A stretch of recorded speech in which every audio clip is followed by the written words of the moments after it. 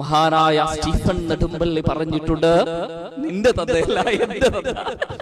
അപ്പൊ അങ്ങനെ രസകരമായിട്ടൊരു സംവിധാനം ഒരു സാധനം ചെയ്തിട്ട് പിന്നെ എന്തിനാണ് നിർത്തേണ്ട കാര്യം എന്താണ് അതിലുള്ളത്? സത്യം പറഞ്ഞാൽ ഇത് നിർത്തണം എന്ന് എനിക്കും ആഗ്രഹമില്ല. കാരണം ഫേമസ് ആകാൻ ഇഷ്ടമുള്ള ഒരാളാണ് ഞാൻ. കുറച്ച് ഫേമസ് ആവുകയും ചെയ്തു. അപ്പൊ ഇത് നിർത്തണ്ട തന്നെയായിരുന്നു. പക്ഷെ ആൾക്കാരുടെ പ്രശ്നം എന്താ വെച്ചാൽ, ഒന്നീ കുപ്പായാണ്, നീ ഈ ഒരു പവിത്രമായ കുപ്പായത്തെ കളിയാക്കി അങ്ങനെയൊക്കെ വേദനിച്ചു പോയിട്ടുണ്ട് കുറെ ആൾക്കാർക്ക്. അപ്പോ സത്യം പറഞ്ഞാൽ ഇത് നമ്മളെ സുഹൃത്ത് അജ്മൽ ദഫിനിടുന്ന കുപ്പായാണ്. അപ്പൊ ഞാൻ മനഃപൂർവ്വം ഒരു ഉസ്താദിന്റെ വെള്ളക്കുപ്പായ ഇടാതിരിക്കാൻ ഞാൻ ശ്രദ്ധിച്ചിട്ടുണ്ട്.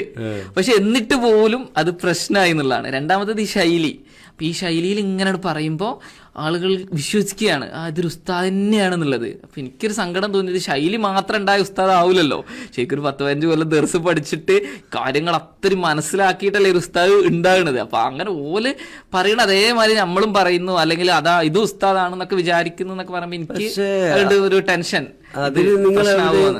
അതിലെവിടെ നിങ്ങൾ മതത്തെ വിമർശിച്ചിട്ട് കണ്ടിട്ടില്ല. മതത്തെ വിമർശിക്കുന്നതൊക്കെ ഓരോരുത്തരുടെ സ്വാതന്ത്ര്യമാണ്.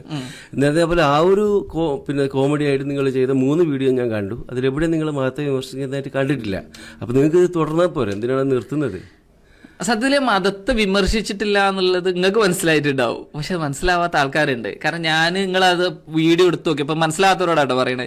നിങ്ങൾ ആ വീഡിയോ എടുത്ത് നോക്കി കഴിഞ്ഞാൽ അതിൽ ഞാനൊരു സലാം പറഞ്ഞ് തുടങ്ങണില്ല, അല്ലെങ്കിൽ എന്തെങ്കിലും അസ്തഗ്ഫിറുല്ലാഹ്ന്നോ അല്ലെങ്കിൽ എന്തെങ്കിലും ആയത്തോ ഹദീസ് ഒന്നും എവിടെയില്ല. അത് മനഃപൂർവ്വം. പക്ഷെ അത് ചെയ്ത ആളുകൾക്ക് വേദനിക്കും എന്ന് അറിയുന്നതുകൊണ്ട് തന്നെ ഒഴിവാക്കിയതാ. അത് ഞാൻ മനഃപൂർവ്വം ഒഴിവാക്കി. അല്ലെങ്കിൽ ഇസ്ലാമിലുള്ള വിഷയങ്ങളുണ്ട്. അങ്ങനെ എന്തെങ്കിലും ഒരു പ്രതികരണം നിങ്ങൾക്ക് ലഭിച്ചോ? ഉണ്ട്. പ്രതികരണം ലഭിച്ചോന്നോ? എനിക്കിപ്പോ ഫോൺ തുറക്കാൻ പറ്റാത്ത അവസ്ഥയാണ്.